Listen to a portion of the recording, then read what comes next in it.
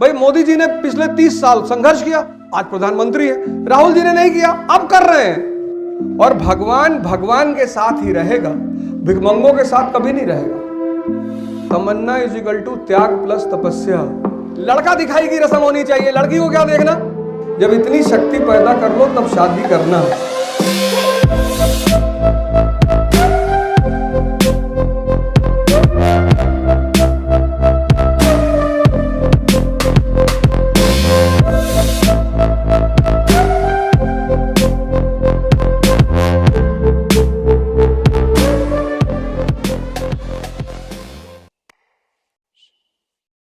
अगर आप दर्द से बच रहे हैं कि भगवान दर्द ना मिले जीवन में, तो आप भूल जाओ कि आप कुछ कर पाओगे।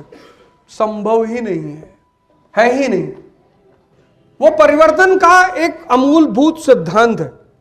जैसे फॉर एग्जाम्पल आप पढ़ते हैं और आप बैठ के नहीं पढ़ पा रहे हैं, कोई बात नहीं, आप बैठे पढ़ने के लिए। और मन को समझना, मन से बड़ा चालबाज इस पूरी धरती पे कोई दूसरा है ही नहीं। तुम दिन भर घूमो, तुम्हें कोई महत्वपूर्ण बात नहीं याद आएगी। जैसे ही पढ़ने बैठोगे वैसे याद आएगा, यार पापा की बीपी की दवा लानी थी यार। और अपने आप को देखना। एक लड़का एक होटल में काम करता था, तो वहां एक आदमी आता था, उसको 50 की नोट देता था, 500 की नोट देता था और कहता था ये कितने का नोट है। तो वो लड़का कहता था भैया 50 रुपए का नोट है। कहता था रख ले। तो उस आदमी के साथ जो आदमी उसको देता था 500 का नोट, उसके साथ एक आदमी हमेशा आता था। हर बार वो एक नए आदमी को लेकर आता था, उस लड़के को 500 की नोट देता था और फिर उस लड़के से पूछता था कितने का नोट है। वो लड़का कहता था भैया 50 का है। फिर वो आदमी हंसता था, अपने मित्र को लेकर चला जाता था। फिर अपने मित्र से कहता था देखे ये लड़का कितना बेवकूफ है, 500 का नोट ही नहीं पहचानता। ऐसे 10-12 बार ये घटना घटी। फिर वो आदमी एक आदमी को लेकर आया, फिर ये घटना घटी। उसने 500 का नोट दिया लड़के को और लड़के से पूछा कितने का नोट है। लड़के ने कहा साहब ये तो 50 का नोट है। फिर दोनों बाहर निकल गए। तो जो दूसरा आदमी साथ में आया था वो बाद में लौटकर उस लड़के के पास आया, कहा तुम इतने जाहिल हो, बेवकूफ, तुमको 500 की नोट दिखाई नहीं पड़ती। उसने कहा सर ये जो आदमी आता है ना, ये मेरी बेवकूफ़ी का प्रदर्शन करने के लिए हर बार एक नया आदमी लेकर आता है और हर बार मैं इससे कहता हूँ ये 50 का नोट है और अब तक ये मुझे 10,000 रुपया दे चुका है।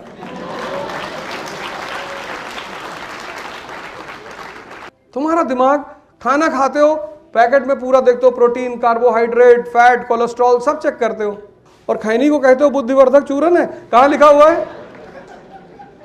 कहाँ लिखा हुआ है? किस खैनी के पैकेट पे लिखा हुआ बुद्धिवर्धक चूरन? ला के दिखाओ हमें। सर बीड़ी पीने से कंसंट्रेशन बढ़ रहा है, रिक्शे वाले का काहे नहीं बढ़ रहा है? इसको भी आइंस्टीन हो जाना चाहिए।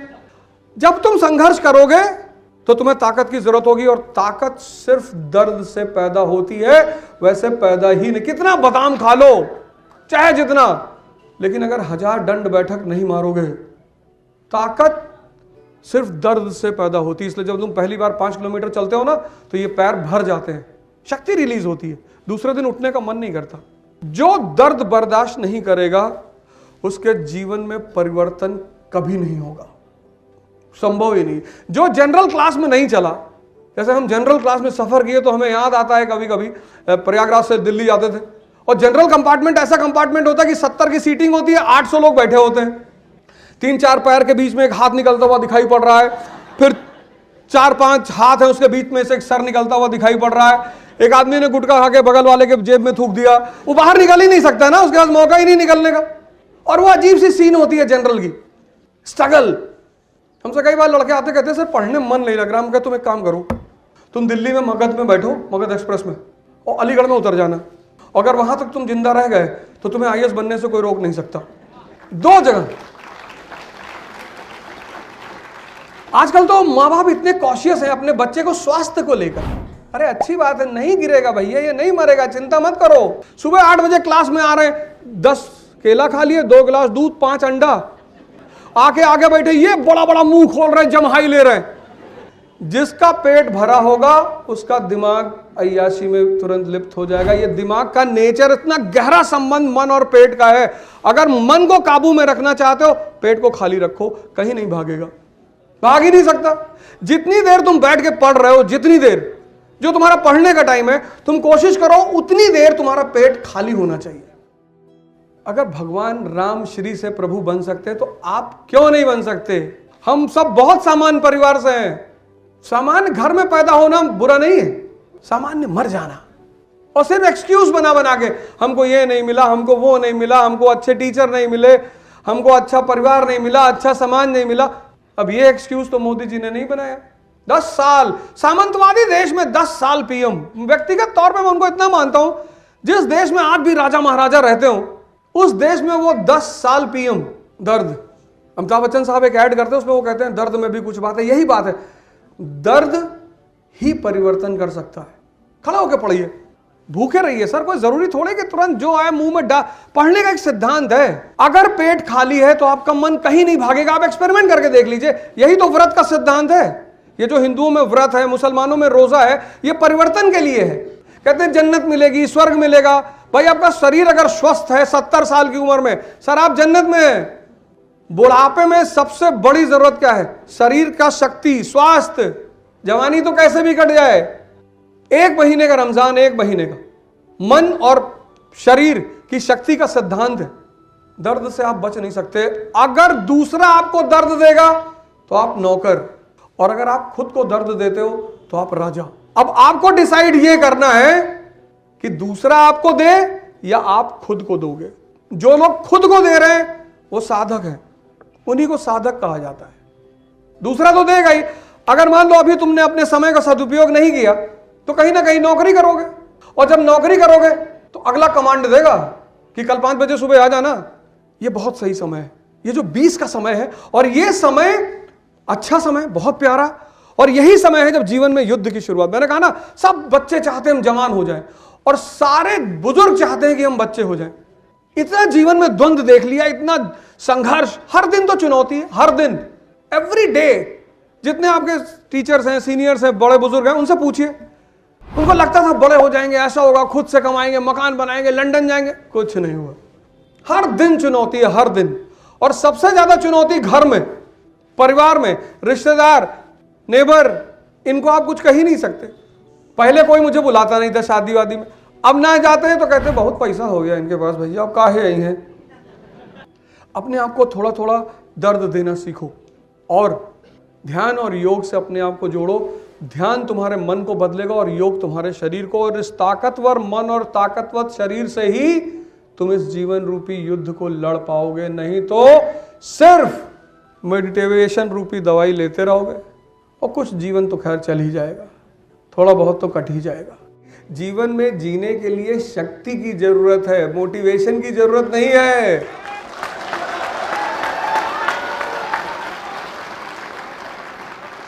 छत्रपति शिवाजी महाराज किससे मोटिवेशन लेते थे? तब तो कोई मोटिवेशनल स्पीकर था नहीं। अगर जीवन मोटिवेशन पे चलता तो छत्रपति शिवाजी को किससे राणा प्रताप, राणा सांगा, ये सब योद्धा थे। और सबसे बड़ी बात, जो इसे किताब कहना तो बहुत छोटा शब्द हो जाएगा, गीता। अरे जिस देश में इतना बड़ा ग्रंथ है, स्वामी विवेकानंद पेरिस में थे तो बहुत सारे धार्मिक ग्रंथ रखे थे और सबसे नीचे गीता रखी थी। तो किसी प्रीस्ट ने उनसे मजाक किया, कहा स्वामी जी देख रहे हैं आप अपनी गीता की हालत, देख रहे हैं कहाँ रखी है? बोले यार देख तो रहा हूं, और ये भी देख रहा हूं कि अगर इसे नीचे से हटा दोगे तो बाकी सब भर भर करके गिर जाएगी। बेस है, फाउंडेशन।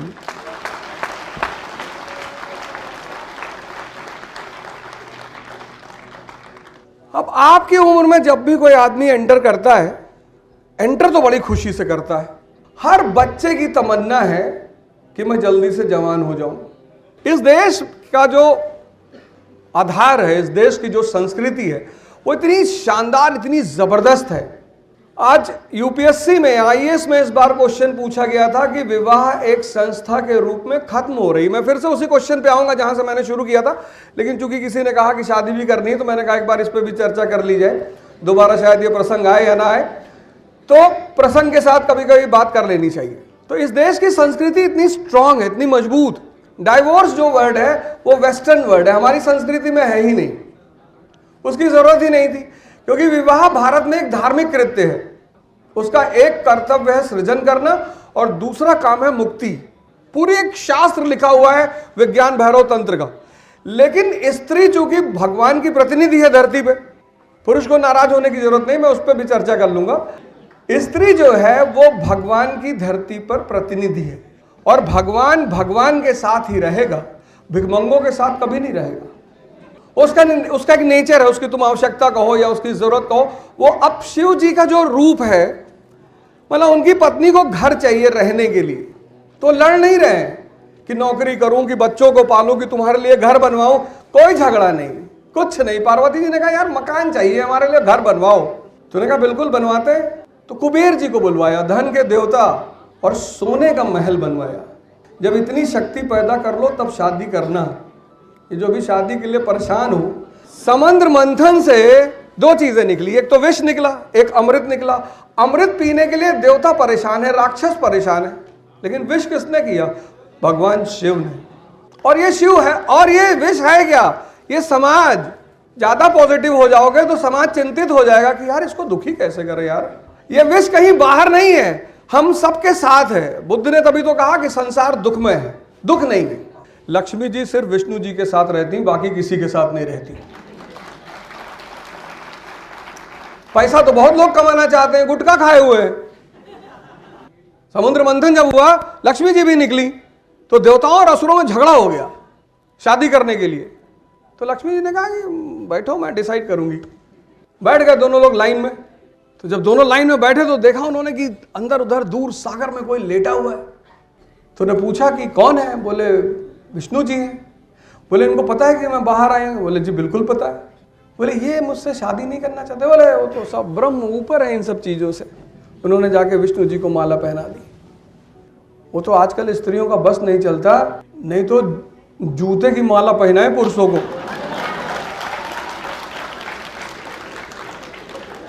लड़की देखने जा रहे, लड़की, जब भी लड़की देखने जाना पहले शीशे में खुद को देख लेना तब जाना। ऐसे नहीं कूद फांद के चले गए तुरंत दौड़ते भागते हुए। लड़का दिखाई की रस्म होनी चाहिए। लड़की को क्या देखना?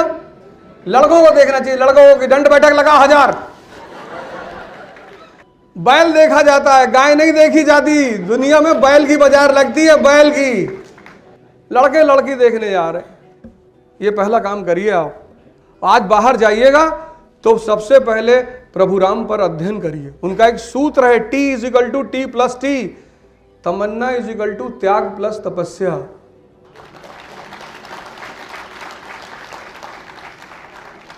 तमन्ना तो सबके पास है, ताकत सबके पास नहीं है। तमन्ना राजा के बेटे हैं, और दशरथ जी कहते हैं प्रभु राम से कि बेटा मेरा वचन है, मैं वापस ले लेता हूं, चलो तुम मत जाओ। बोले नहीं जाएंगे। ये बड़ा प्यारा नियम इस देश का है, 14 साल वाला, बहुत प्यारा। ये इतना प्यारा नियम है इस देश का, 14 साल, और सबके जीवन में आएगा, कोई बच नहीं सकता, सवाल ही नहीं उठता। क्योंकि कुछ चीजें हैं जो आपको संघर्ष कर कर ही मिलेंगी। उसमें से एक है अनुभव, उसमें से एक है धैर्य, उसमें से एक है साहस, उसमें से एक है उत्साह। ये आपको, जब आप व्यक्तिगत संघर्ष, मैंने कहा ना भाई मोदी जी ने पिछले 30 साल संघर्ष किया, आज प्रधानमंत्री है। राहुल जी ने नहीं किया, अब कर रहे हैं। और एक बार कश्मीर से कन्याकुमारी की तरफ गए, और अब नॉर्थ ईस्ट से गुजरात की तरफ आ रहे हैं, वो भी पैदल। करना है, कोई बचेगा ही नहीं, कोई बची। ये नियम है नेचर का, ये नियम है नेचर का, ये एक नियम है 14 साल का। अगर तुम्हें 14 नहीं करना है, 6 महीना कर लो, त्याग और तपस्या। ये जो मोबाइल आप लिए हो, ये आपका, अगर आपने इसको नहीं छोड़ा तो मानसिक रूप से मार देगा आपको। ये आपकी सोचने की क्षमता को खत्म कर देगा। आप लंदन पढ़ो, अमेरिका पढ़ो, मंगल ग्रह पे पढ़ो, बृहस्पति पे पढ़ो, कुछ नहीं होने वाला। एक पन्ना किताब का पढ़ने में 10 मिनट लगता है पढ़ने में, लेकिन उस पन्ने को डाइजेस्ट करने में 1 घंटा लगता है। उसकी एक एक लाइन को कनेक्ट करने में, उसको सोचने में। और ये जो मोबाइल कर रहा है, वो क्या कर रहा है? आपके सोचने की क्षमता को खत्म। वो जो रील्स है ना 1 मिनट वाली, तो 1 मिनट के बाद आप रील बदलते जा रहे हो, यानी आपके जो मन की स्थिरता की क्षमता है वो खत्म होती जा रही है। आपको किताब पढ़ने के लिए मानसिक स्थिरता चाहिए, और रील आपकी मानसिक स्थिरता को खत्म कर रही है। अगर 6 घंटे आपने 6 महीना देख लिया, तो 7वें महीने आप किसी मेंटल असाइलम में होंगे। कॉलेजों में, यूनिवर्सिटियों में, मैं जब इलाहाबाद यूनिवर्सिटी में था 1990 में, सर वहां डिस्कशंस होते थे ज्वलंत मुद्दों पे। वहां लोग आते थे कॉलेज में, यूनिवर्सिटी में, ग्रुप होता था, लेफ्ट विंग, राइट विंग, ये विंग, सब डिस्कशन करते थे, लेकिन कोई झगड़ा नहीं करता था। अब तो लोग कॉलेज में आके घड़ी दिखाते कि iPhone 9 सीरीज। मैं सुबह आ रहा था तो एक साहब ने मुझे कहा कि यार दाढ़ी बनवा लो। हमने क्यों शादी कराओगे? आदमी को साफ सुथरा रहना चाहिए, हाइजेनिक। ये नहीं एक शर्ट पहन लिए 15 दिन पहने क्लास में गए, लड़के बेहोश हो गए मर गए, ऐसा भी नहीं होना चाहिए।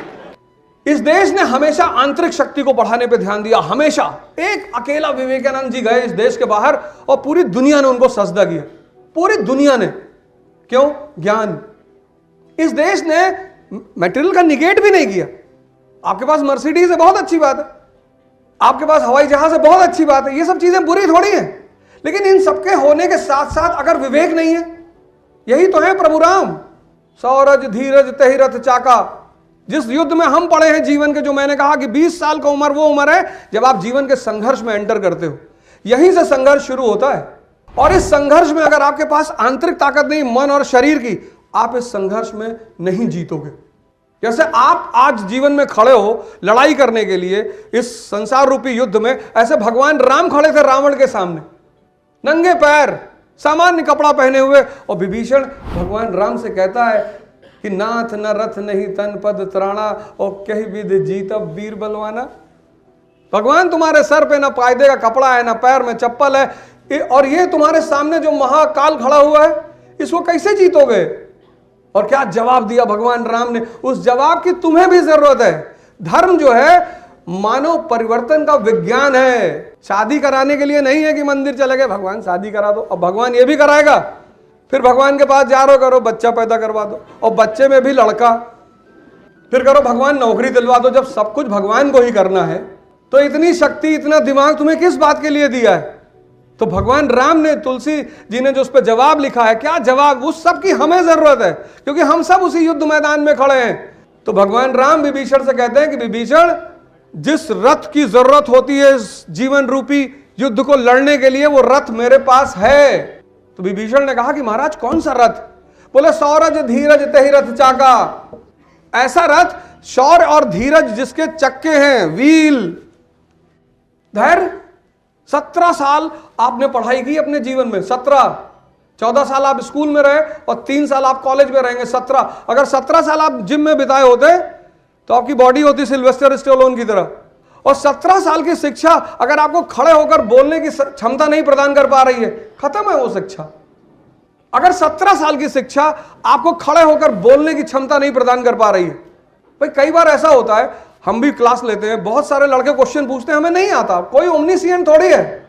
और हमारी क्लासेस में तो IIT का लड़का, IIM का लड़का, एक से एक लड़का बैठा हाथ उठा देगा तुरंत। अगर हमें नहीं आता हम उसको सॉरी बोल देते हैं, सॉरी यार कल पता करके बता देंगे। साहस तो पैदा करो जीवन में, धैर्य।